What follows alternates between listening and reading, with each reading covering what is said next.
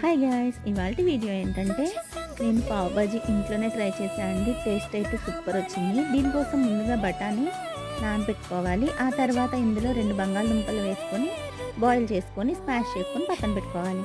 ఆ తర్వాత ఒక ప్యాన్ తీసుకొని బటర్ వేసుకొని అందులో ఆనియన్ పచ్చిమిర్చి వేసుకొని ఫ్రై చేసుకోవాలి.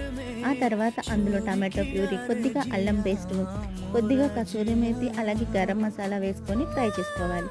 ఆ తర్వాత కొంచెం కొత్తిమీర వేసుకొని మనం ముందుగా ఉడకపెట్టుకున్న ఆలు పేస్ట్ కూడా వేసుకొని కొద్దిగా వాటర్ పోసుకొని బాగా దగ్గరికి అయ్యేంత వరకు ఉడకనివ్వాలన్నమాట.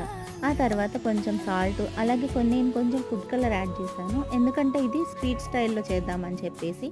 అంతే అండి, దగ్గరికి అయ్యేంత వరకు ఉంటే మన పావ్ బాజీ అయితే రెడీ అయిపోతుంది. కొద్దిగా బటర్ వేసుకొని ఈ పావ్స్ అయితే మనకి బేకరీస్లో అయితే అవైలబుల్గా ఉంటాయి. దీన్ని కొంచెం హీట్ చేసుకున్నాను, అంతే అండి.